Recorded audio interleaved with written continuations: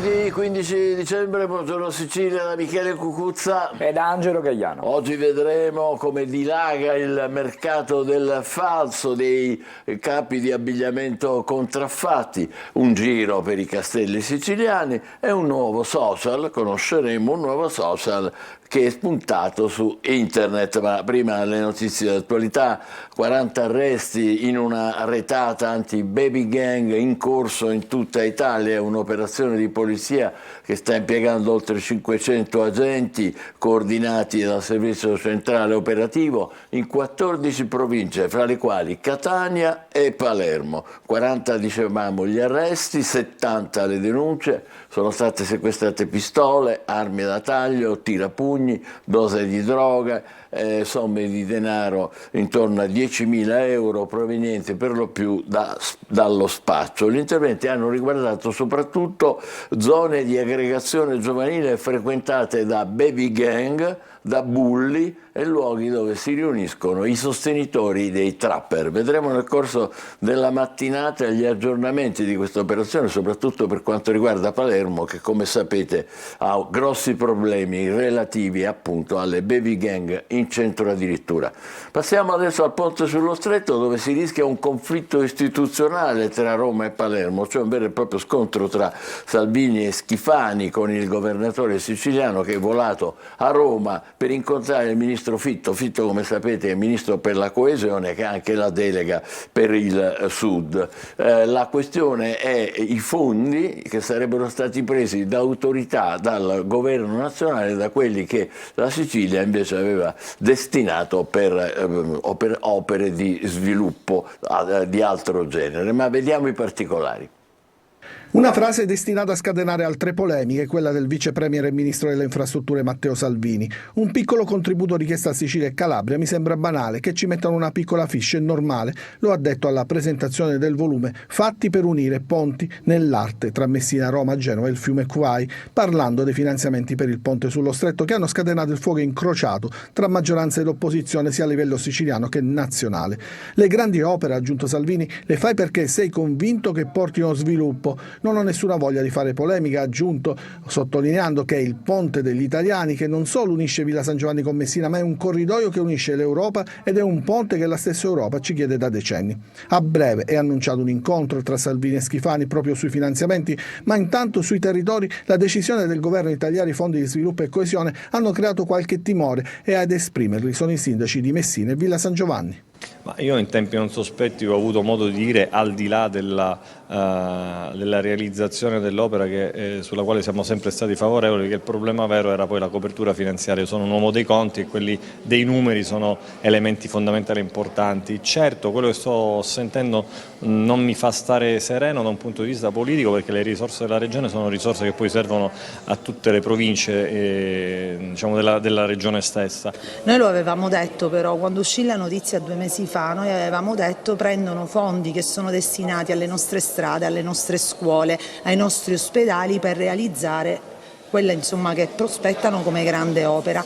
Abbiamo anche parlato col Presidente Occhiuto, il quale ci ha rassicurato, infatti la posizione di Schifani e di Occhiuto ieri dimostra che i territori vogliono poter spendere le risorse che sono socialmente utili. C'è un altro contenzioso tra la Sicilia e Roma, come sapete, quello delle scorie nucleari a Trapani, levata di scudi del sindaco Tranchida, che annuncia battaglia, secco no anche di Sicindustria, la Confindustria siciliana. Vediamo. Sono 51 le aree inserite nella proposta di Carta Nazionale delle Aree Idonee, che individua le zone dove realizzare in Italia il Deposito Nazionale dei Rifiuti Radioattivi e il Parco Tecnologico. Per quanto riguarda la Sicilia in particolare, compaiono nel documento solo 2 aree, entrambe nel versante occidentale, a Calatafimi Segeste e a Fulgatore, frazione di Trapani. Forte dissenso sulla possibilità di ospitare un sito per i rifiuti nucleari viene espresso dal sindaco di Calatafimi, Francesco Gruppuso. Calatafimi Segesta continua a rimanere tra i siti idonei di quello che è la Carta Nazionale delle Aree Idonee per la realizzazione del Deposito Nazionale dei Rifiuti Radioattivi e del Parco Tecnologico. Questo Per noi non è possibile, ci opporremo ancora una volta, lo abbiamo già fatto nel 2021, lo continueremo a fare. Ferma contrarietà anche da parte del primo cittadino di Trapani, Giacomo Tranchida.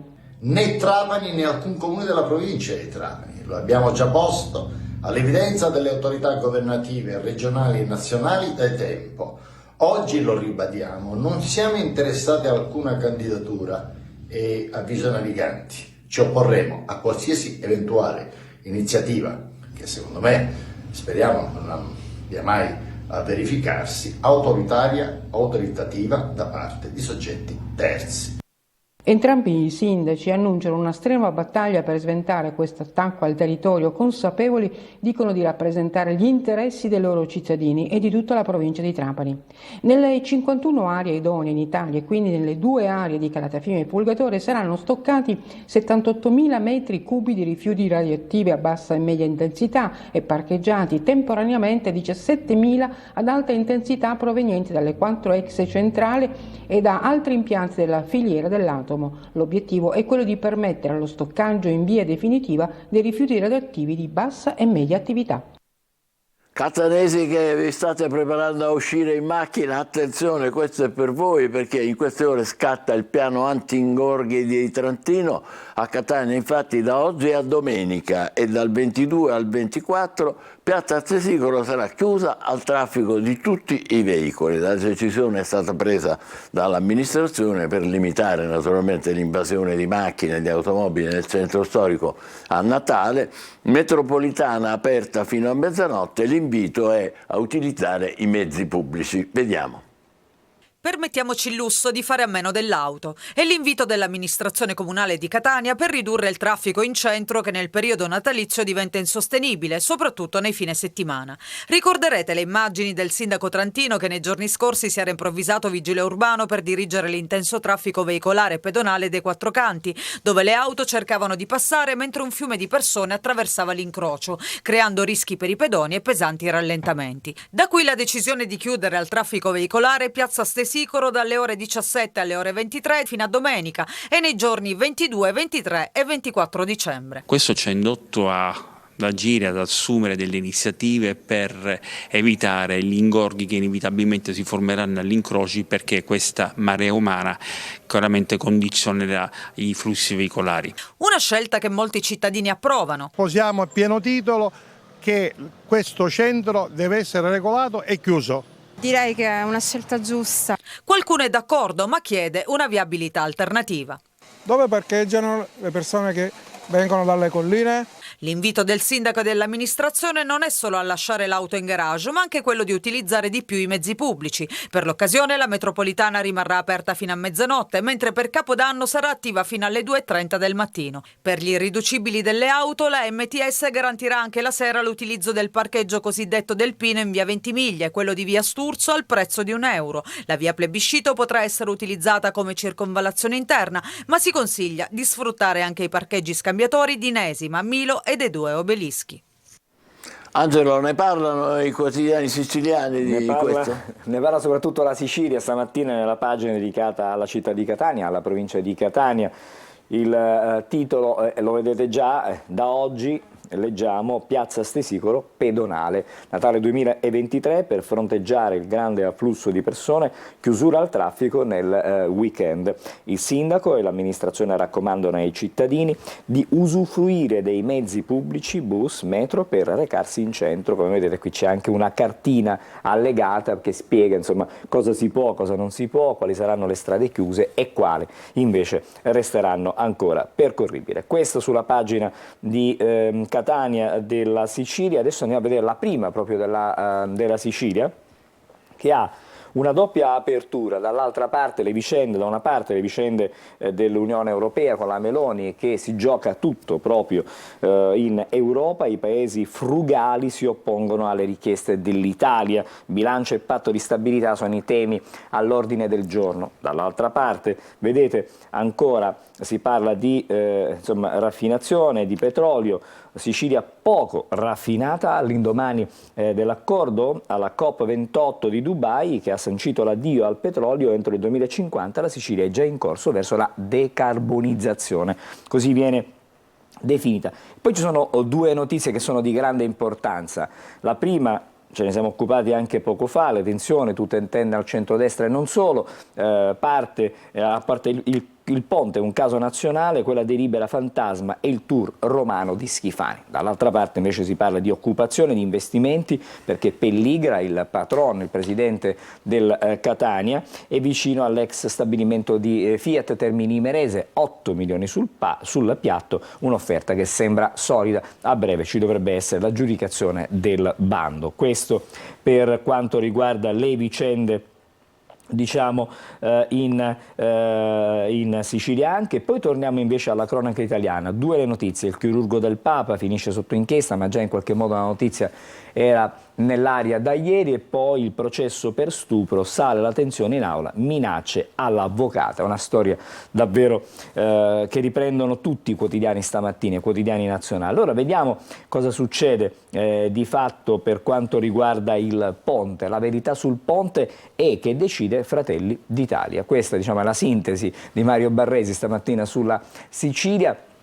Lo scontro Schifani-Salvini, il governatore evoca il conflitto istituzionale sui 1,3 miliardi di fondi che sarebbero spettati alla Sicilia. Il ministro minimizza: piccole fish, ma il forziere ce l'ha Fitto e la chiave ce l'ha Meloni, e proprio per questo, insomma, non c'è delibera di impegno fondi, ma il caso politico adesso è nazionale. La missione a Roma per vedere di trovare un punto di Schifani, la missione di Schifani. Certo, la missione di Schifani. Poi abbiamo parlato invece di quanto avviene con la decarbonizzazione, come abbiamo visto dalla prima pagina. Export, all'indomani della COP28, la Sicilia è in corso per l'addio al petrolio. Crollano le vendite dei carburanti, i settori tradizionali superano il 50%. Questo è quanto scrive la Sicilia questa mattina, che poi, a proposito dell'impegno del patron del Catania da un punto di vista degli investimenti nella nostra regione,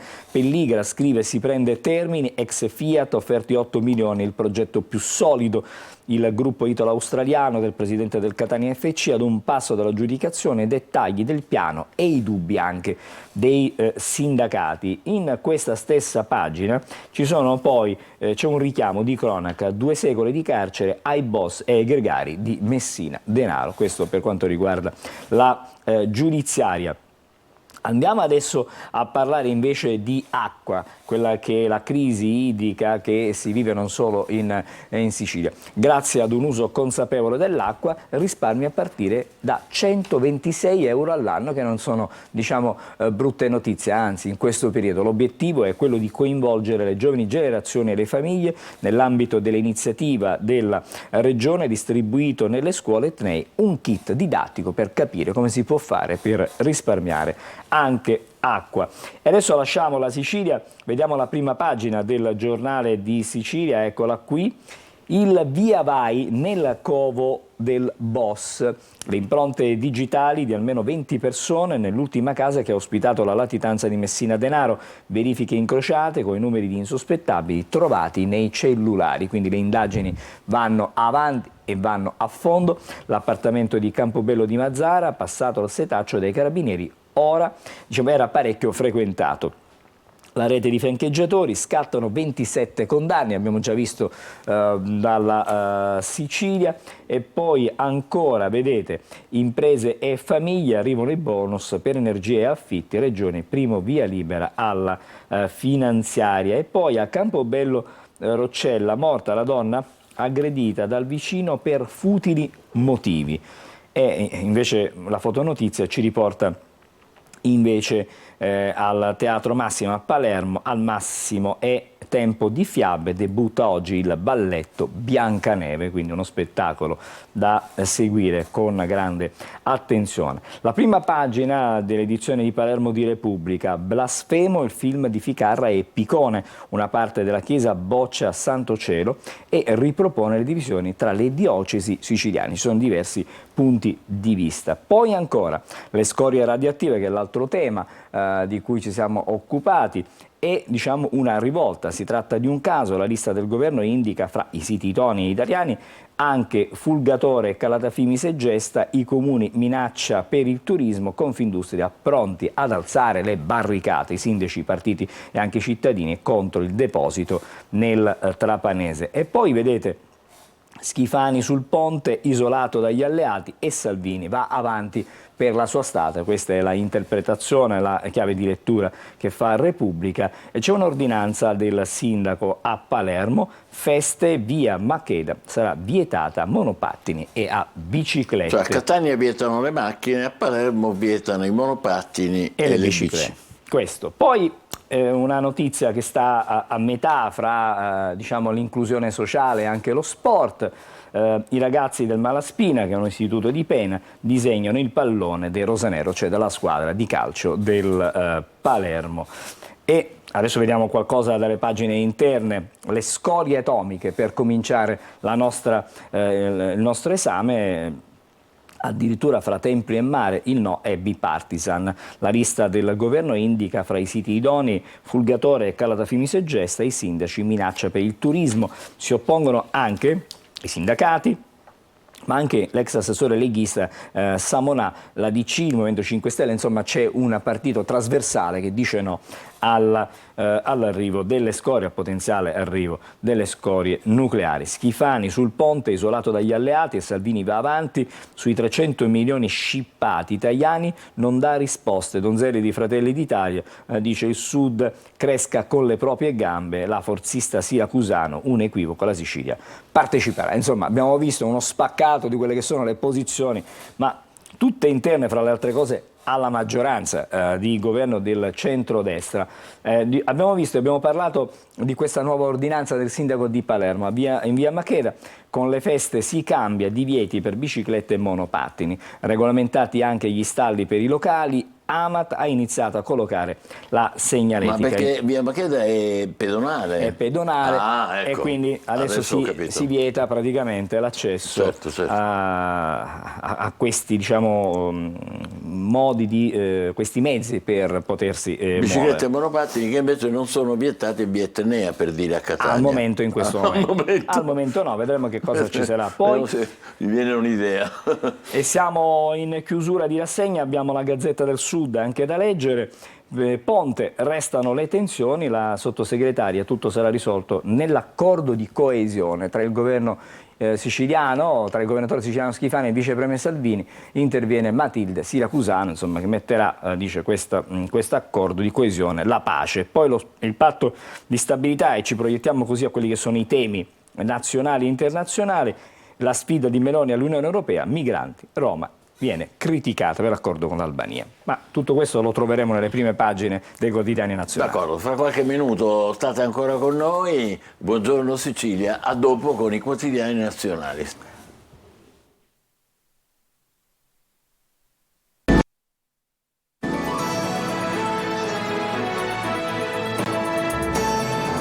Bentornati, adesso la rassegna stampa nazionale con Angelo Gagliano. Allora, eccoci, cominciamo con il Corriere della Sera. La prima pagina apre con Kiev nell'Unione Europea ed è un tema che viene ripreso stamattina da tutti i giornali. C'è la prima intesa. Il via libera ai negoziati in favore dell'Ucraina, Orban rinuncia al veto e c'è anche il ruolo di Meloni adesso che fa da mediatore. Il Consiglio europeo apre all'allargamento, entrerà anche la Moldavia. Zelensky dice un successo, ma intanto per Zelensky non è tutto rose e fiori. Perché? Perché ieri c'è stata la conferenza stampa di fine anno di Putin, che in TV è andato per 4 ore. È fatto uno show, la pace prima la vittoria, dice Putin. Questo, diciamo, è la sintesi di tutto quello che ha detto in 4 ore. Poi ancora sulle cartelle riparte la rottamazione, affitti brevi, c'è una legge adesso in arrivo. E poi la vicenda, l'abbiamo già visto, l'abbiamo accennato con un diciamo, annuncio sulle pagine anche dei quotidiani siciliani, il processo a Grillo Junior, domande shock, la ragazza e l'aula, mi sento scorticata ma devo resistere, queste sono le sue parole. Poi c'è una fotonotizia con Gino Paoli, grande Gino Paoli, che dice delle cose anche forti. Gino Paoli racconta gli amori, la guerra, la lotta con l'alcol e poi parla anche di Tenco, dice voleva imitarmi, spararsi e restare vivo, sfidai a pugni Maniero. Insomma, tanti temi toccati in poche parole, in poche righe, insomma, sintetizzato una lunga e interessante intervista con temi anche delicati a Gino Paoli. Era la prima pagina del Corriere, ma come vedete il tema non cambia neanche su Repubblica come apertura, perché l'Europa apre a Kiev l'allargamento ad est con la decisione storica. Il Consiglio di Bruxelles ha dato il via libera alla trattativa per l'ingresso dell'Ucraina e anche della Moldavia nell'Unione Europea. Incontri serrati tra i leader per convincere il riluttante premier ungherese. Poi Orban cede uscendo dall'aula senza mettere il veto e Zelensky parla di una vittoria, Putin la pace solo quando avremo raggiunto gli obiettivi. Come vedete sia su Corriere che Repubblica i temi sono esattamente quelli per quanto riguarda il fronte europeo e anche il conflitto in Ucraina. Poi c'è una foto, sempre a proposito di tensioni e di guerre, visto che ne stiamo parlando con l'Ucraina, nelle strade di Jenin tra agguati e incursioni. Una situazione davvero complicata, fotonotizia che racconta dei momenti drammatici, reportage che viene fatto da Repubblica nelle pagine interne. Per quanto riguarda invece la politica italiana, ci sono le parole della Schlein, dice questo governo non durerà, presto il voto. Questa evidentemente è anche una sua, diciamo così, un pronostico e una sua speranza con ogni probabilità, visto che sta all'opposizione. E ancora, inchiesta su 30 casi nei guai per falso il medico del Papa, ne abbiamo già parlato nella giornata di ieri e torna questa inchiesta. Per lo sport, indagata per abusi, torna alla guida delle ginnaste, si parla dell'ex commissario tecnico che adesso è stata reintegrata nel suo ruolo nella nazionale di ginnastica. Siamo alla Stampa, come vedi anche sulla Stampa il tema è quello, sì all'Ucraina nell'Unione Europea, ma è scontro però sul bilancio, Orban si astiene e poi blocca gli aiuti, Meloni braccio di ferro con Scholz, insomma ci sono diversi partiti all'interno dell'Europa e diverse anime che si stanno confrontando in questo Consiglio europeo, c'è l'ok ai negoziati sull'adesione dell'Ucraina, Zelensky, una grande vittoria, questa le sue parole. Poi ancora chirurgo del Papa, anche 8 interventi in contemporanea, 100 casi nel mirino di questa inchiesta. Due le fotonotizie che vediamo sulla prima della Stampa, come sempre. Cristiano De André, vi racconto la sua poesia Io e papà Faber, questo insomma il racconto, storia di un impiegato e un omaggio a mio padre, alla sua poesia, alla sua coerenza. Lui è stato più che un'indicazione per me, insomma racconta le vicende tutte familiari, in questo caso Cristiano De André. E poi la foto in prima pagina, Stefano Accorsi, l'importanza dell'ironia, noi maschi teneri. Finalmente un maschio tenero. Questa è la riflessione che viene proposta con questa fotonotizia stamattina sulla Stampa. Il Messaggero, anche il Messaggero, Ucraina e Moldavia nell'Unione Europea, monotematici giornali stamattina, c'è il via libera ai negoziati. La BCE, la strategia dei tassi invariati, lotta all'inflazione, temi economici anche. In Italia stipendi fermi da 30 anni, in Europa pensa più 32,5% rispetto a quelli che sono gli stipendi degli italiani. E c'è un richiamo che riguarda lo sport, visto che ieri si è completata la settimana europea, la Roma vince, segna anche il baby Pisilli battuto 3-0 lo Sheriff, Europa League con i playoff adesso contro una big ex Champions. Questo è il risultato per quanto riguarda la Roma, ma hanno giocato anche ieri la Fiorentina e la Atalanta. Tutte le formazioni italiane comunque approdano alla fase successiva. Siamo al giornale, c'è una svolta storica, segna il giornale, sì, all'Ucraina in Europa, il Consiglio apre negoziati per l'ingresso di Kiev nell'Unione Europea, Zelensky, una vittoria per tutti. E ancora, tra veterani e giovanissimi, qui crescono nuove Giorgia. Viaggio proprio nella sede dove si svolge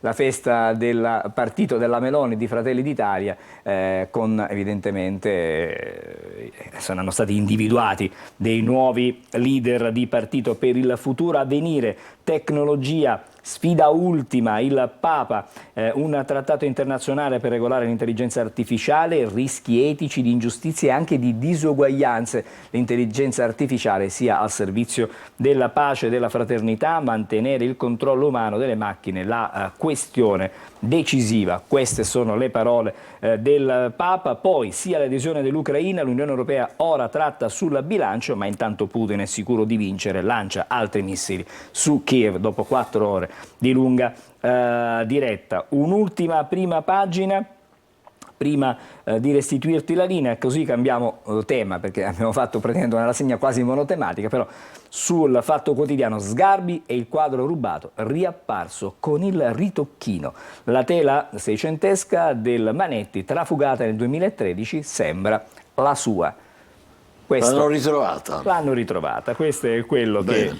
E con questa bella notizia chiudiamo provvisoriamente adesso, dai. la segna stampa. Grazie Angelo Gagliano, state con noi, adesso c'è un'occhiatina al tempo naturalmente e poi i primi ospiti. Buongiorno Sicilia.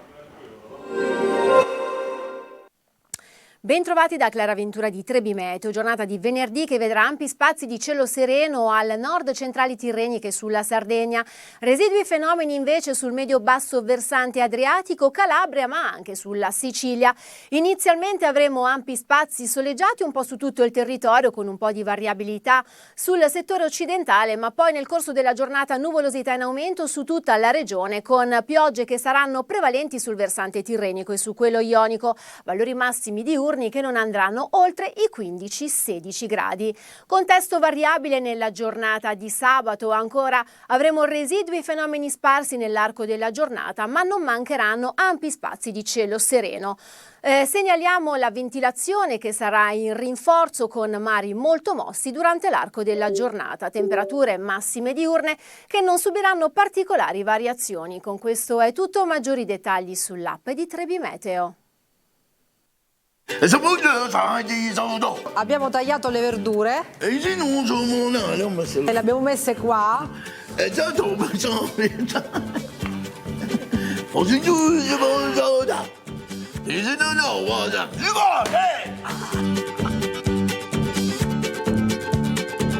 assaggiare un goccettino, ma che bontà, ma che bontà, ma che cosa qua? Ma che tutti i giorni su Antenna Sicilia. Questa roba qua.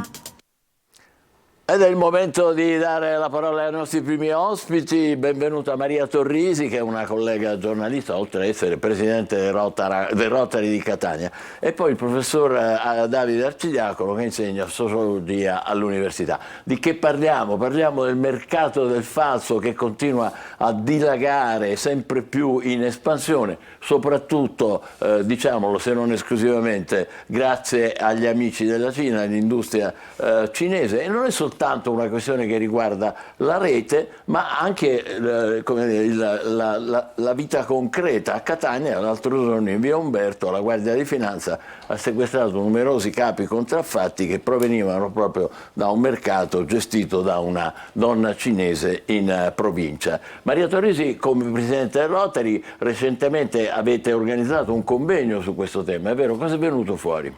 Sì, abbiamo organizzato un convegno insieme alla Conf Consumatori di Sicilia e assieme alla Facoltà di Scienze Politiche e Sociali dell'Università di Catania. È venuto fuori che c'è una propensione all'acquisto di prodotti contraffatti, soprattutto nelle fasce giovanili. L'età compresa tra i 18 e i 25 anni è quella maggiormente interessata al fenomeno e quindi è verso questa fascia d'età che l'impegno del Rotary Club di Catania poi si svilupperà. E che cosa avete progettato? Cosa abbiamo progettato come Rotary? Grazie, perché Michele sei uno splendido socio del nostro club storico di Catania. Grazie. Grazie a te. Grazie a te. E abbiamo progettato insieme di formare i giovani, o meglio, di dare loro la possibilità di sviluppare la consapevolezza negli acquisti.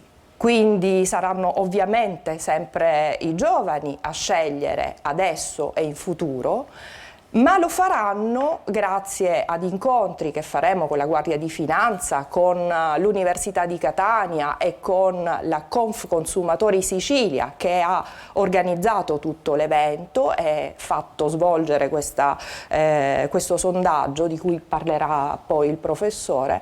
E faremo degli incontri nelle scuole mirati affinché i giovani possano sviluppare, dicevo, questa capacità di discernimento. Bene. Iniziativa encomiabile, naturalmente, non lo dico soltanto perché sono cointeressato. Professore, una delle ragioni più evidenti per le quali sono soprattutto i giovani a dedicarsi al falso, diciamo, è che è una questione di soldi, come dice, costa di meno e mi prendo quello che ci assomiglia. Voi dovete pensare che Panda Buy, che naturalmente è cinese, Panda Buy, non vi dico come finisce, così non ci potete andare, Panda Buy, eccetera eccetera, beh, in un solo anno è diventato una delle bacheche più importanti di fake a livello mondiale.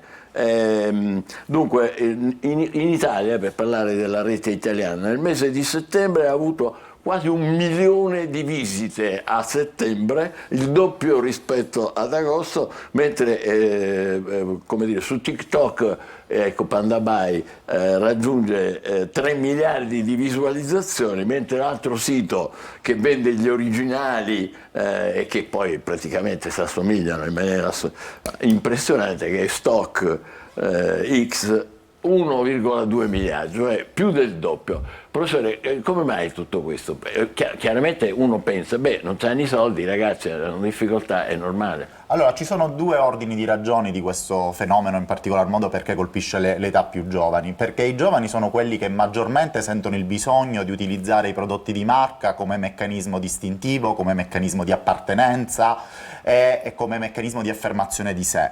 I dati che sono stati raccolti proprio in collaborazione con Confconsumatori e col MIMIT, che finanzia, cioè il Ministero per il Made in Italy, per le imprese del Made in Italy, proprio si è voluta concentrare proprio su questo aspetto, proprio per mettere in evidenza la fragilità soprattutto delle categorie sociali più deboli, perché non solo i giovani ma anche quelli che sono disoccupati, la disoccupazione che ovviamente richiama la dimensione economica, quindi dimensione simbolica da una parte, dimensione anche economica, si incrociano e ovviamente rendono particolarmente fragile simbolica, il scusi nostro professore, lo mercato. interrompo, vuol dire che anche sentirsi non diverso dagli altri. Non sentirsi diverso dagli altri, in qualche modo in sociologia noi la chiamiamo socializzazione anticipatoria, ecco. Quando volontà di proiettarsi in maniera, come dire, nel futuro rispetto alla propria aspirazione di poter risolvere anche la propria situazione e la propria condizione di accettazione sociale, quindi il marchio diventa un veicolo di accettazione sociale. Maria Torrisi parlava un attimo fa di un sondaggio, ci vuole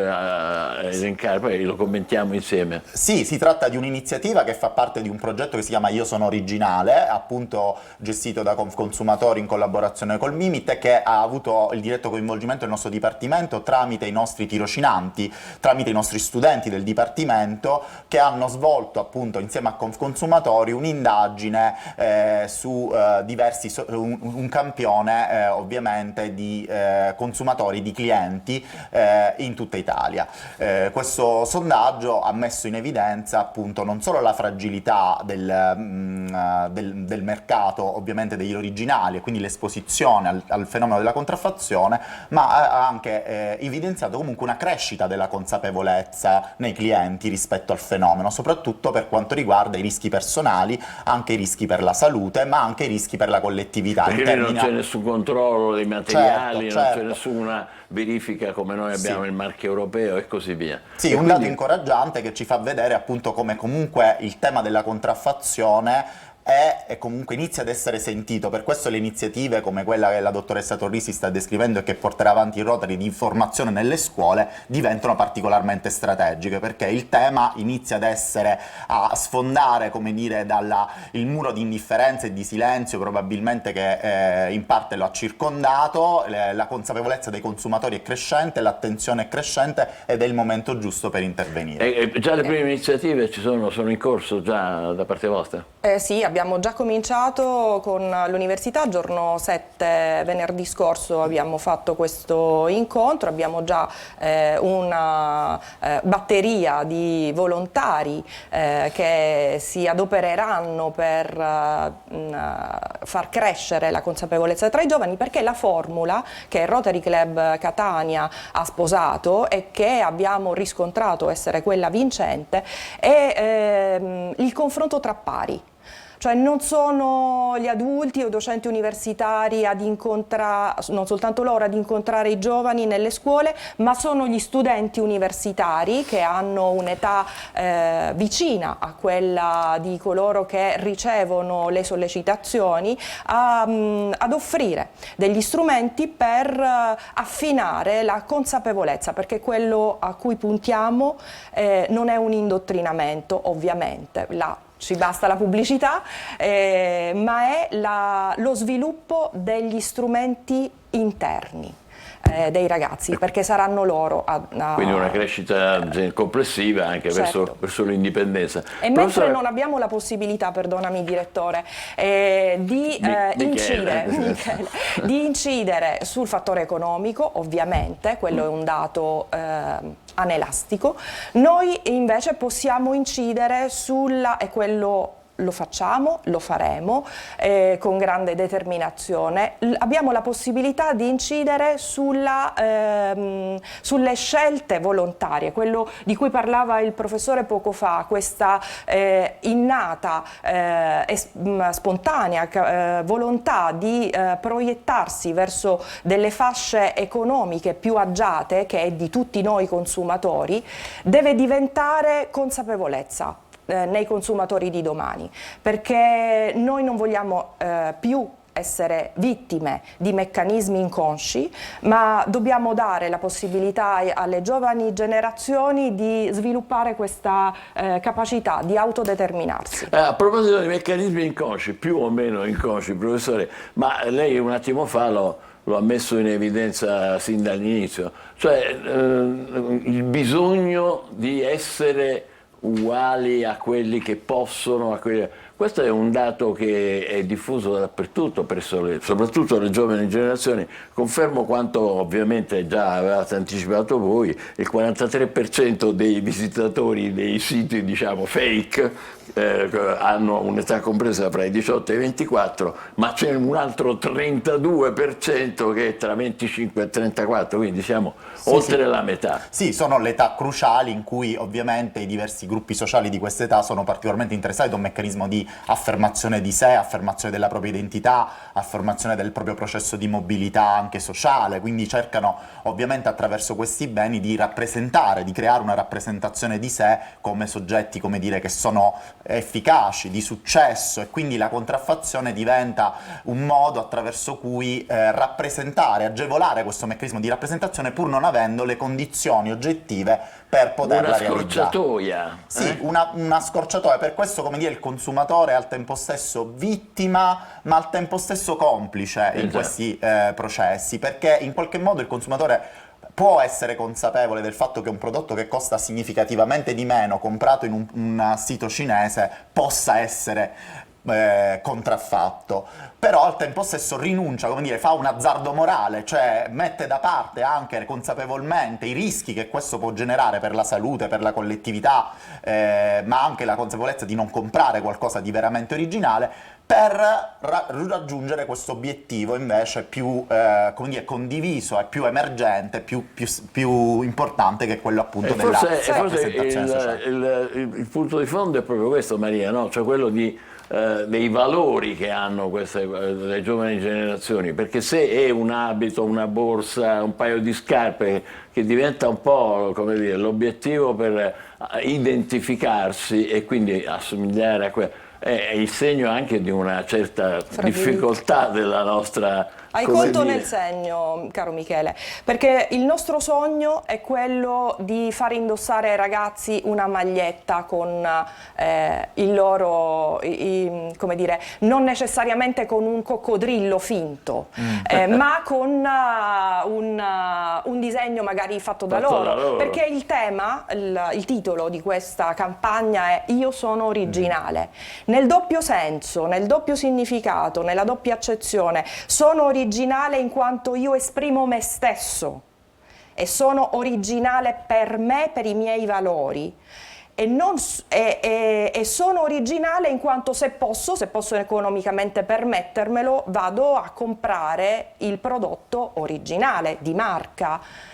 Non voglio essere un brutto clone, una brutta rappresentazione e una pubblicità anche gratuita di un marchio che ha già una grande diffusione e grandi budget. Professore, anche la rete potrebbe avere un ruolo da questo punto di vista, affiancare iniziative come quelle del Rotary, perché ce ne sono già gruppi di giovani che fanno ciò che diceva Maria Torrisi, cioè che indossano magliette con le scritte fatte da loro, gruppi che si come dire, gestiscono anche gli abiti per identificarsi fra loro. Sì, la rete ovviamente è un fenomeno sempre molto ambivalente. Da una parte il 56% della contraffazione deriva dalla rete, ma al tempo stesso ovviamente è un grande strumento di attivismo, di liberazione della creatività, di grande anche creazione di un canale di voice, proprio di voce dei giovani, in cui i giovani sono molto attivi, la cosiddetta creator economy di cui i giovani sono protagonisti, possa essere proprio volano di quell'originalità e di quell'affermazione, come dire, originale di sé, che non deve alla contraffazione assolutamente nulla. Bene, allora, in bocca al lupo, complimenti per questa bella iniziativa, fateci sapere poi i prossimi appuntamenti naturalmente e noi renderemo conto, perché è giusto che diamo un contributo per, come dire, contrastare il mercato del falso e la cultura che ci sta dietro e che ci è stata spiegata dal professore Arcidiacono e da Maria Torrisi, che è presidente del Rotary di Catania, oltre che una carissima collega. State con noi, tra poco altri argomenti. Buongiorno Sicilia.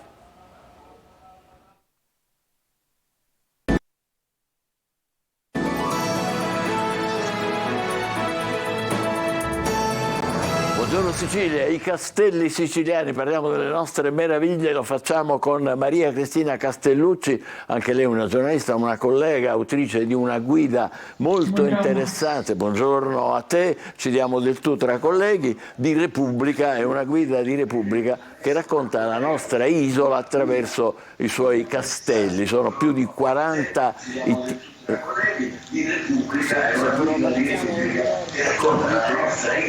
che dovrebbe essere abbassato cortesemente, niente di grave. Allora dicevo, guida di Repubblica sui castelli siciliani, sono più di 40 itinerari dedicati a questi castelli, ma anche, vedremo tra poco, racconti d'autore, interviste, eccola qua, vedete quanto è bella, e naturalmente ci sono anche indirizzi per il cibo, per dormire, per comprare. In copertina che c'è, Maria Cristina? Cos'è che abbiamo intravisto?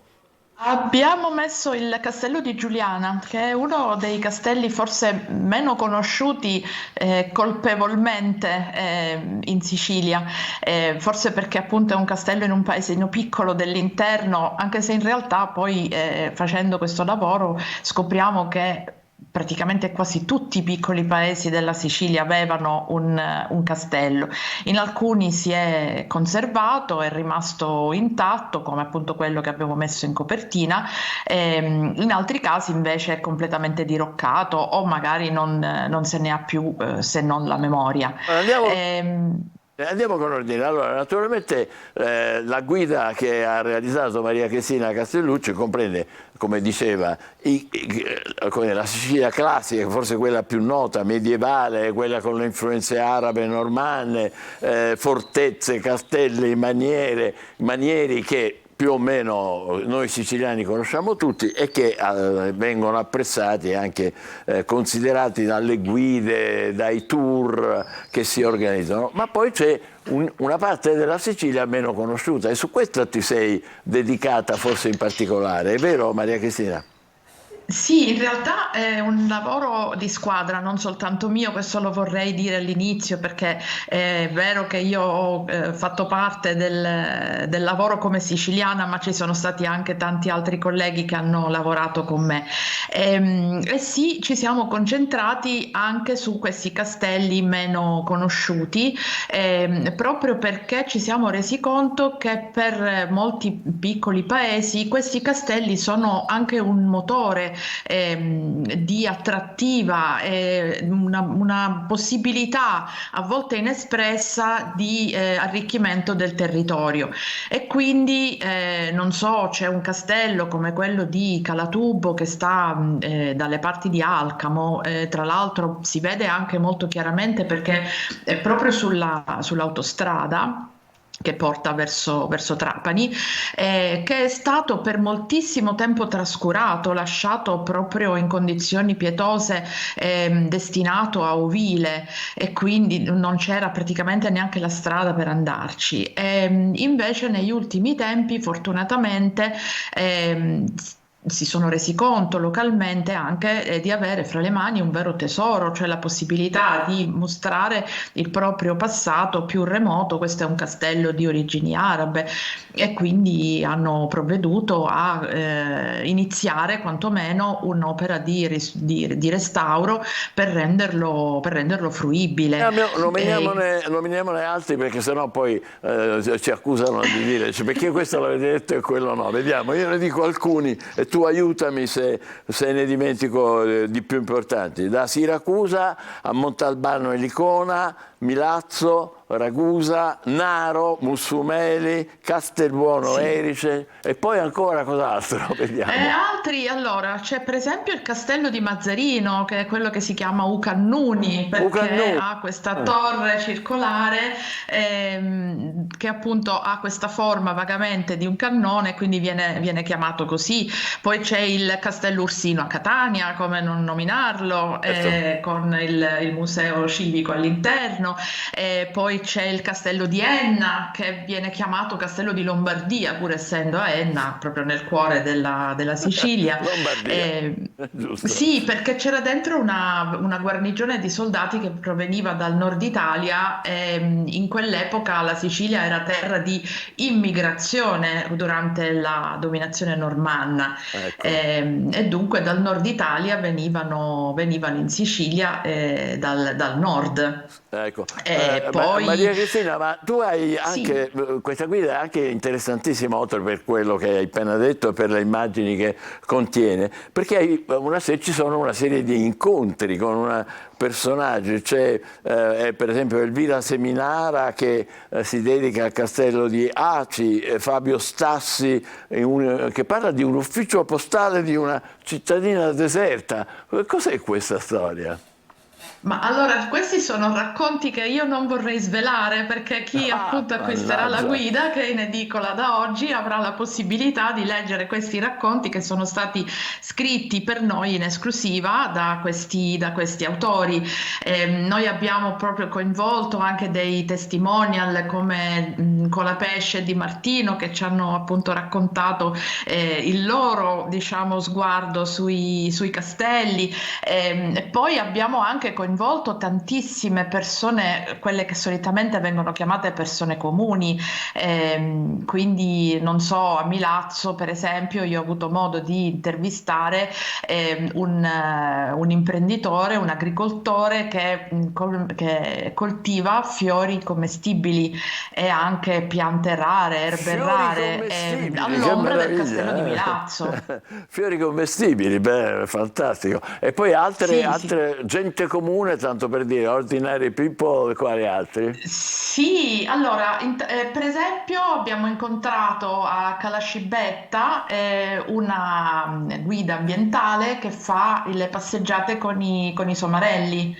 Lei fa la transumanza praticamente con gli asini, e queste sono delle passeggiate deliziose che si possono fare con questi animali che poi nessuno di noi solitamente considera come animali da compagnia, e invece si scopre che hanno davvero una sensibilità straordinaria. Infatti, intanto qua e là noi vediamo immagini molto belle mentre tu parli. Sì, castelli, alcuni sono davvero ben tenuti. Questo che vedo, se non sbaglio, è quello di Donna Fugata dalle parti di Ragusa. Prima abbiamo visto quello di Aci Castello, dove dentro c'è un museo. Poi ci sono dei castelli che, pur essendo più o meno diroccati, come quello di Taormina ad esempio, sono stati messi in sicurezza e risistemati proprio da pochissimo per essere aperti alla fruizione in totale sicurezza. E questo di Taormina è stato chiuso per 40 anni, quindi anche questa poi è una conquista da parte di tutti noi, che abbiamo la possibilità di riappropriarci del nostro passato. Una conquista e anche una riscoperta che dobbiamo a Maria Cristina Castellucci. Inevitabile però, lasciamelo fare, che io ti chieda qualcosa sul reduce di uno dei successi più importanti televisivi di questa stagione, I Leoni di Sicilia, e quindi hai intervistato Paolo Genovese. Non ti dico di spoilerare che ti ha detto, però qualcosina sì. Vabbè, lui naturalmente da non siciliano, dovendo girare in Sicilia, poi è rimasto folgorato sulla via di Palermo in questo caso, anche se non solo Palermo, perché la serie è stata girata anche in altre località, certo. Ad esempio Cefalù, dove sono state fatte alcune scene del porto di Palermo, perché lì è più intatta la situazione urbanistica, diciamo così, e quindi l'ha girata lì. Peraltro a Cefalù, sulla Rocca, ci sono poi i resti di antichi insediamenti castellani, quindi anche lì diciamo ci riuniamo col nostro tema fondamentale. E sì, lui naturalmente racconta di questo incontro con la Sicilia, che è stato ovviamente un innamoramento. È chiaro. Paolo Genovese, uno dei protagonisti di questa bellissima guida realizzata tra gli altri, ma insomma in prima persona da Maria Cristina Castellucci, che è una collega, ma con altri collaboratori, e che si trova da oggi con Repubblica, comunque nella vendita di Repubblica. Grazie per essere stata con noi, complimenti. Grazie naturalmente. a voi. È un'ottima idea anche per un regalo, visto il periodo nel quale ci troviamo. Non c'è dubbio, grazie. Grazie a te anche per averci fatto emozionare vedendo o rivedendo tratti della nostra regione che magari non conoscevamo o avevamo dimenticato. Adesso facciamo una breve pausa e poi fra poco un altro argomento. State con noi, buongiorno Sicilia.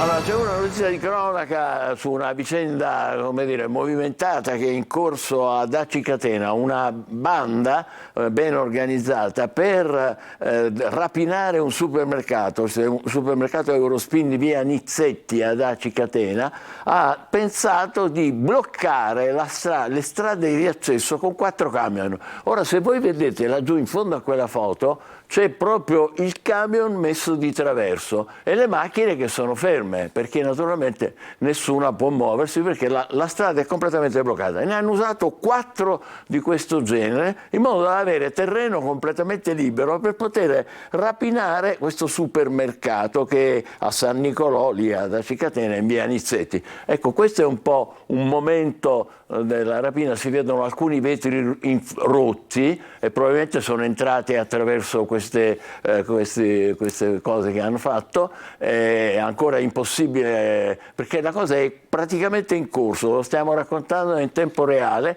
quindi ancora neanche le forze di polizia sono in grado di quantificare il bottino, ma deve essere stato importante per avere deciso di organizzarsi in questa maniera criminale così importante, quella cioè di paralizzare la vita di un paese o di un quartiere di un paese utilizzando 4 camion rubati per bloccare le strade di accesso e poter entrare liberamente in un supermercato. Vi racconteremo nel corso della mattinata gli sviluppi di questa vicenda. Tutto ciò ad Aci Catena.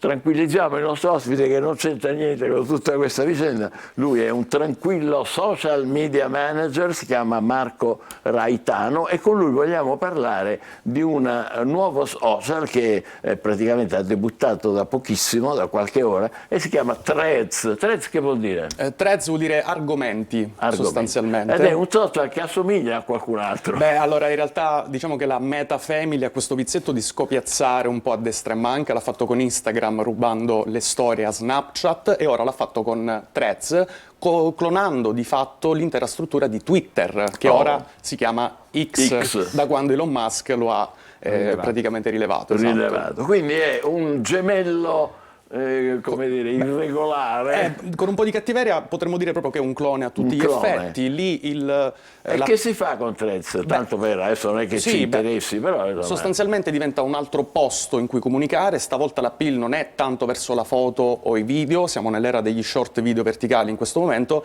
La parte più importante è quella testuale, quindi comunicare attraverso il testo, che è una cosa che un pochettino si è persa. Instagram, quindi Threads, vuole cercare di rubare un po' la base utenti di Twitter e cercare Perché Twitter ha messaggi corti, no? Twitter ha messaggi corti, su Threads si può arrivare fino a 500 caratteri, si possono allegare anche foto, video, cioè se vogliamo dirla tutta, la struttura social di Threads non è che poi è tanto dissimile dagli altri social, sembra di vedere un clone dopo l'altro, però... Cioè, testi, link, foto, video, tutto. Biribam. Come detto, praticamente l'unica cosa importante è che è quasi il doppio di X, perché sono 500 caratteri se non sbaglio, mentre quelli è poco più di 250. Sì, esatto, poi ognuno cerca di differenziarsi in questo modo qua.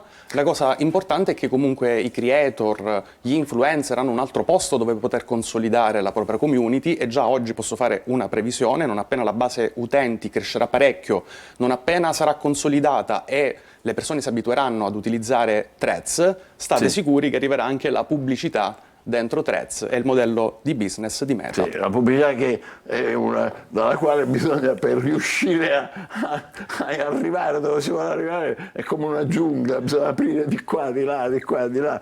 Vabbè, io l'avevo scaricato preparandomi con lei ed è ce l'ha della chiocciolina, no? Esatto, il logo è una chiocciolina bianca su sfondo nero.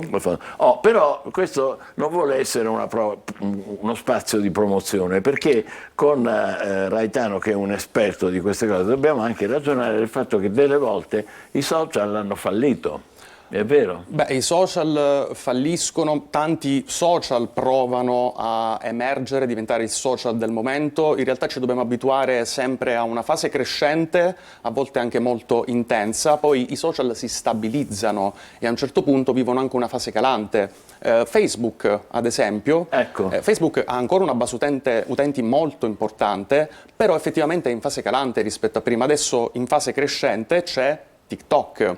Nulla di strano che prossimamente ci saranno altri social che prenderanno il sopravvento, e poi in base alle aree geografiche ci sono dei social più utilizzati rispetto ad altri. Esistono anche Pinterest, Snapchat, LinkedIn, poi in base a quelli che sono gli obiettivi di ciascun utente un social può fare più o meno caso. È curioso perché la rete è dappertutto, però ci sono anche le località che contano. Dalle nostre parti che cosa va più forte? Beh, sicuramente Instagram e TikTok, sicuramente sicuramente sono i social che vanno per la maggiore.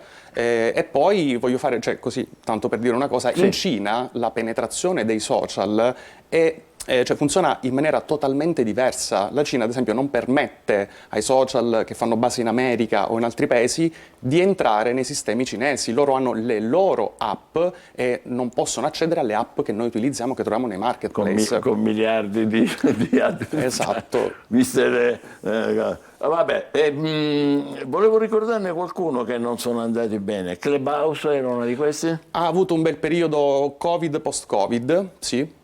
E poi dopo erano delle stanze in cui si parlava, quindi bisognava essere sempre connessi, bisognava aspettare una coda per poter parlare all'interno di una stanza dove c'era un preciso argomento. Diciamo che come novità è piaciuta tanto all'inizio, anche perché il sistema per scaricare Clubhouse funzionava su invito, quindi aveva l'esclusività, cosa che ha fatto il bene all'inizio, però era disponibile solo per Apple, non l'hanno reso disponibile subito per Android e questo è stato un peccato, e poi lì la fase calante è arrivata immediatamente. È tramontata, e anche BeReal, quindi. Molto informato, vedo, sì. Su tutto. BeReal ha un meccanismo molto particolare perché permette di postare quando dice lui, cioè manda una notifica nell'app, in quel momento si deve scattare una foto che riprenda sia il fronte che il retro della camera, quindi riprendo me stesso e il posto dove sono, quello che sto facendo. Quindi il tentativo di BeReal, che è andato molto bene tra liceali, giovanissimi comunque sostanzialmente, sì, viene utilizzato, poi ogni social cerca di differenziarsi in qualche modo, di darsi uno spirito diverso, ma ci sono anche social che permettono ad esempio di creare delle attività. Voglio giocare a calcio, chi è che si vuole unire a me? Lo scrivo nei social, ad esempio Tabula funziona in questa maniera qua. Ogni social cerca di fare il meglio che può. Comunque adesso questo nuovo si chiama Threads. Secondo lei che chance ha? Che possibile? Allora, c'è stato molto hype perché in realtà Threads era uscito in tutto il mondo a luglio. È arrivato in Europa soltanto ieri, quindi ieri è stato il day one, era un po' atteso e in effetti tanti utenti si sono iscritti a Threads. Instagram ha reso tutto più facile, basta avere l'account Instagram per aprire immediatamente con pochi click l'account Threads, quindi non so ora i dati ufficiali di quanti italiani o europei si sono iscritti. O siciliani. Però sicuramente all'inizio, visto che è la novità, tanto hype, tanta gente che si iscrive, che comincia a produrre testi, a fare i post. Vedremo, in realtà è difficile fare una previsione. Vabbè, l'ultima domanda che le faccio è un po', non vuole essere retorica, ma insomma se ne parla tanto, cioè ci vorrebbe forse un controllo qua e là, non tanto su alcuni contenuti che non dovrebbero essere ammessi. Per esempio se ne parla, dice allora stupidi gruppo, e si sono visti filmati che si girano, eccetera, eccetera. Anche i neomelodici, quelli che fanno le canzoni filo mafia e così via. Possibile che non ci sia un controllo da parte di queste, come si chiamano, società, di queste aziende? In realtà vengono criticate spesso per queste cose e alcune riescono anche a utilizzare dei sistemi di fact checking, cioè i sistemi antibufala sostanzialmente. Non sono sistemi perfetti. Per quanto riguarda invece la libertà di parola, anche lì ci sono dei problemi, perché figuriamoci che alcuni stati, quando succedono dei problemi a livello di ordine sociale, addirittura chiudono internet o chiudono, cioè non permettono l'accesso a determinati social. Non sono perfettamente democratici quei paesi. Esattamente. Non è come noi. E quindi diciamo che non è proprio facile tenere d'occhio tutto quanto. In realtà starebbe al buon senso di ognuno segnalare un contenuto, perché noi abbiamo sempre la possibilità di dire questo contenuto non va bene, inneggia all'odio, inneggia alla violenza. Questo è il suggerimento che possiamo dare, lo dia lei così chiudiamo. Sì, è possibile su ogni post fare una segnalazione quando un contenuto non è appropriato e sfugge ai sistemi. E io a chi lo segnalo? A chi devo... Alla piattaforma proprietaria. Tutti i post hanno sempre delle impostazioni, tra queste impostazioni c'è mi piace, commenta, e c'è sempre un qualcosa del tipo segnala, blocca, e si può anche scrivere una descrizione e dire perché questo contenuto secondo noi non va bene. Perfetto, grazie naturalmente al nostro esperto che ci ha aiutato anche a capire come possiamo in qualche modo fronteggiare quando i social veramente prendono una brutta deriva. Va bene, Marco Raitano, grazie per essere stato con noi. Grazie a voi. Adesso ci godiamo insieme una cosa un po' all'antica ma è modernissima, l'almanacco. Addobbiamo la tavola di Natale. Ecco un'idea per un centro tavola originale e soprattutto fai da te. Potete utilizzare vecchi barattoli per la salsa. Riempiteli per esempio con sale grosso, bacche rosse e vischio, oppure solo a metà di sale grosso o fino. Poi posizionatela al centro con una candela.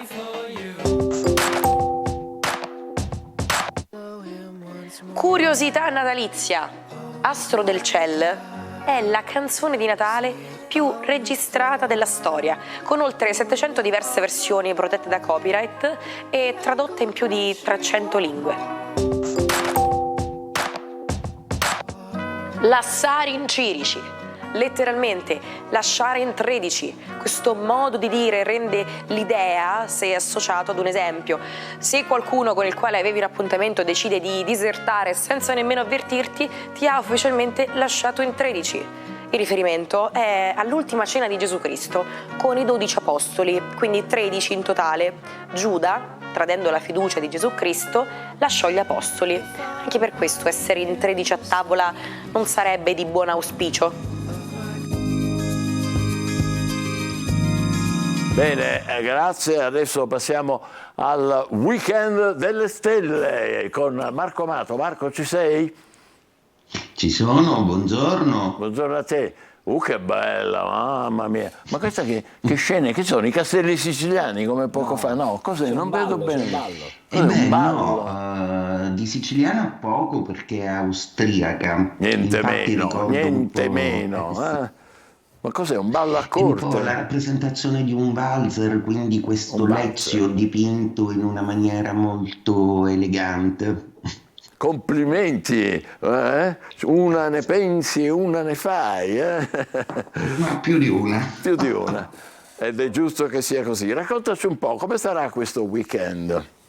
Allora, è un weekend un po' sorprendente proprio perché la Luna passa da Capricorno ad Acquario, quindi mentre ancora per oggi saremo tutti un po' più analitici e razionali, si sente già nell'aria una voglia di un weekend assolutamente sorprendente e diverso. L'Acquario è il segno delle sorprese, della fantasia e delle novità. La Luna in Acquario quindi cosa porta ai 12? Decisamente un brio notevole, e anche la Luna delle amicizie e delle interconnessioni. I segni zodiacali più stimolati da questa luna saranno Acquario e Leone, ma anche Toro e Scorpione, in 4 maniere completamente diverse. Il Leone dovrà tentare di essere un pochettino più diretto e di non esagerare con le manifestazioni dell'io, proprio perché è un leone che ha bisogno di grande rivalsa e di nuovo di riprendere delle affermazioni di se stesso nel lavoro, nella professionalità, e anche di prendere in mano le redini della vita familiare, cosa che non interessa quasi mai all'Acquario, proprio perché vive sempre di affinità elettiva, ma questo weekend si rituffa nella sua dimensione preferita, che sono appunto le amicizie, varando anche delle connessioni che hanno a che fare molto con il lavoro e la sua creatività. All'Acquario piacciono molto le diversità, ricordo, per cui tenta di farsi in quante più persone possibili per soddisfare le aspettative di tutti. Toro e Scorpione decisamente molto meglio, soprattutto il Toro che ha avuto delle difficoltà, che però questa settimana è riuscito ad arginare, ma le buone notizie arriveranno da lunedì. Questo weekend si raccomanda, proprio perché la Luna è in quadratura, di non essere troppo logorroici o di non nutrire con troppe aspettative il rapporto con il partner.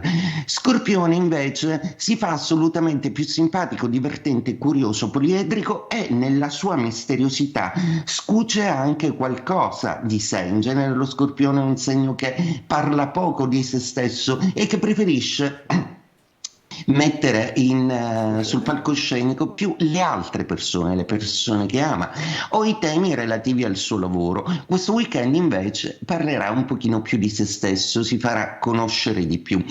Altri segni zodiacali che godono ottimamente di tutto questo sono sicuramente Ariete e Sagittario. Il Sagittario che recupera tantissimo dei suoi rapporti interpersonali e che potrebbe anche aver deciso di concludere un affare per la famiglia, per i figli, o per una serie di faccende che riguardano il nucleo familiare in maniera ottimale. Ariete invece si diverte, l'Ariete ritrova tutta la complicità amicale e riesce a fare in squadra questa settimana quello che aveva lungamente rimandato. E finalmente c'è questa comunione con gli altri che questo weekend raggiunge un po' il suo apice. Vediamo anche i segni di acqua rimanenti, Cancro e Pesci. Il Cancro pretende una luna assolutamente molto procace e molto intensa, proprio perché Cancro e Acquario si incontrano solo in una dimensione, quella del sogno. Quindi un Cancro assolutamente pieno di immaginazione e di grande voglia di relazione, anche con un po' di nostalgia. Il Cancro, ricordo sempre, il segno della famiglia. I Pesci invece sono un po' stanchi questo fine settimana e hanno bisogno di una ripresa intimistica, proprio perché il valore Acquario per loro rappresenta la 12ª casa e quindi hanno un più forte bisogno di interiorità. Vergine rinuncia a una serie di progetti che potrebbero distrarlo troppo e si dedica un po' più ai sentimenti. Forse ha deciso di razionalizzare un po' meglio il suo tempo, cosa che è fondamentale per un segno zodiacale di terra, come anche il Capricorno, che ottimizzano i loro tempi e i loro spazi in maniera più affettiva e più presente. Quindi i Vergini e Capricorno questo fine settimana saranno un po' più abbordabili. Bilancia, a proposito di abbordabilità, la Bilancia è il segno dell'eleganza, della bellezza. Lo assediano un po' tutti, e la Bilancia per adesso è una sorpresa continua, ma soprattutto per se stesso, perché è una Bilancia che si sta di nuovo riaprendo al meglio. Ecco, vedete, i valori aria assieme a quelli dei Gemelli e dell'Acquario questo fine settimana saranno privilegiati, per cui anche i Gemelli, la Bilancia e l'Acquario riusciranno a ottenere delle relazioni qualitativamente migliori. Quindi un buon weekend a tutti all'insegno dell'estero, della creatività e delle amicizie. E dopo questa settimana piena di arancine e tante cose buone da mangiare, vi auguro buon proseguimento. Grazie carinissimo, altrettanto a te Marco Amato, sempre specialissimo. E adesso buon weekend a voi.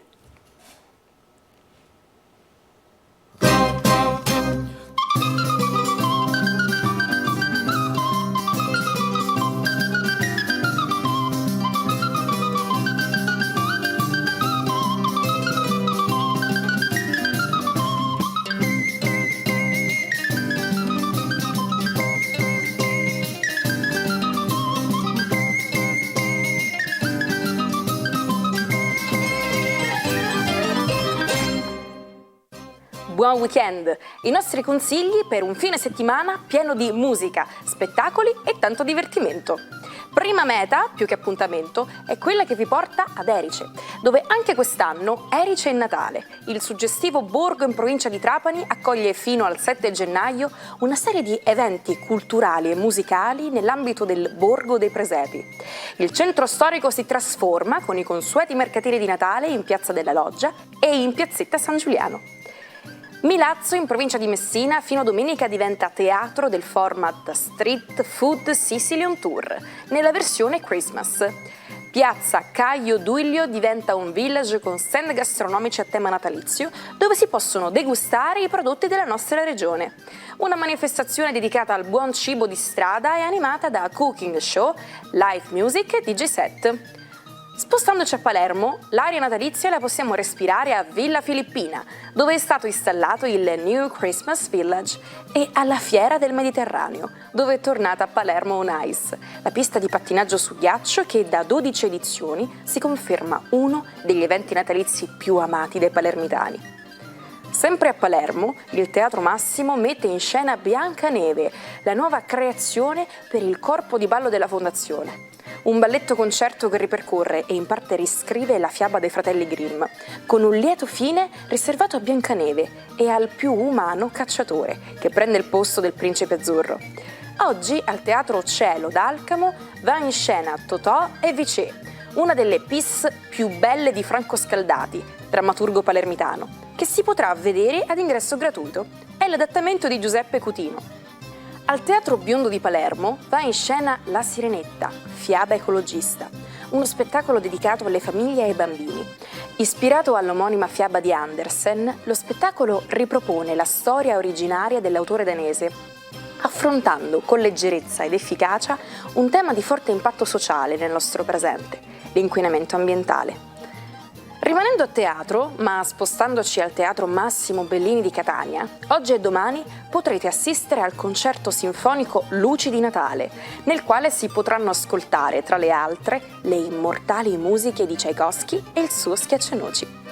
Da oggi fino a domenica c'è sapore di festa all'Ercara Friddi, delizioso borgo delle Madonie. Il fine settimana è qui dedicato alla sagra della pantofola, dolce tipico locale a base di mandorle e cioccolato, amato tantissimo dallo scrittore Leonardo Sciascia e dal cantante Frank Sinatra. Non mi resta che augurarvi buon weekend! Buon fine settimana a tutti voi, un aggiornamento su quello che capita ad Aci Catena in tempo reale. È ancora isolata a causa di una rapina, un colpo audace, molto organizzato, che aveva come obiettivo, l'abbiamo detto poco fa, il supermercato Eurospin di via Nizzeti. Per l'assalto i rapinatori hanno addirittura bloccato, come vedete, le principali vie di accesso a Aci Catena, utilizzando 4 camion rubati. Laggiù in fondo ne vedete uno messo di traverso in modo da bloccare, posizionati così per ostacolare l'arrivo naturalmente delle forze di polizia, che però nel frattempo sono arrivate e adesso devono verificare cos'è accaduto. Questo espediente naturalmente tra l'altro ha mandato in tilt completamente il traffico fra Aci Catena, Ficarazzi eccetera. Poi abbiamo visto anche che c'erano i segni della rapina poco fa al supermercato e adesso ecco, vedete lì i vetri infranti, i malviventi sono entrati da lì, probabilmente hanno cercato di incassare il bottino e di darsela a gambe. Adesso non sappiamo poi gli sviluppi della vicenda, siamo fermi a questo momento, vi aggiorneremo nel corso del telegiornale alle 13:30 dei telegiornali e anche alle 14. Angelo, vediamo qualcosa velocemente? Sì, dalla stampa una notizia che riguarda i farmaci. C'è un grandissimo spreco, l'aumento degli anziani porta ad un maggiore consumo. Nel 2022 il conto per lo Stato è arrivato a 23,5 miliardi. Sarebbe meglio investire nella prevenzione che manca. Questo è un dato. Bel suggerimento. Questo è un dato importante. Lo sai che il 15 dicembre del 1832 è nato Gustave Eiffel, cioè che poi è morto nel 23, mentre il generale ha fornito a 2 popoli rispettivi monumenti simbolo perché ha progettato l'ossatura della Statua della Libertà a New York e a Parigi naturalmente la Torre Eiffel in occasione dell'esposizione universale di Parigi nel 1889. 15 dicembre 1890 viene assassinato Toro Seduto, il grande capo dei Sioux che decise di abbandonare la riserva per unirsi agli indiani ancora liberi e guidarli nella rivolta. Il 15 dicembre del 1939 viene proiettato per la prima volta Via col vento. Il film, vincitore di 10 Oscar, già nella prima settimana incassa la cifra record di $80 milioni, tanto che il Times dedica la copertina a Rossella O'Hara. 40 anni dopo, il 15 dicembre del 1979, iniziano, vedeteli, le trasmissioni della terza rete RAI. A dirigere il canale è stato chiamato Giuseppe Rossini, il TG regionale è stato affidato a Biagio Agnes. Altra data storica, 15 dicembre 2000, quando viene premuto, ecco vedete le rovine della centrale nucleare di Chernobyl in Ucraina, l'impianto è stato protagonista del più grave incidente nucleare in ambito civile, che è stato il 26 aprile del 1986. Questa è la centrale di Chernobyl. Era il 15 dicembre del 2001 quando la torre pendente di Pisa ricominciò ad accogliere i turisti provenienti da tutto il mondo. Infatti il monumento era rimasto chiuso per 12 anni per lavori di restauro che ridussero la sua inclinazione di 44 centimetri. Siamo arrivati alla conclusione, oggi facciamo gli auguri a Ghigo Renzulli, che è il chitarrista e cofondatore dei Litfiba, celebre il gruppo rock di Firenze che si è formato nel 1980. Nel 1999 avviene la sostituzione dello storico cantante del gruppo Piero Pelù e noi ci salutiamo con El Diablo, una delle canzoni più conosciute e più provocatorie. Grazie per essere stati con noi, buon weekend, a lunedì. A lunedì.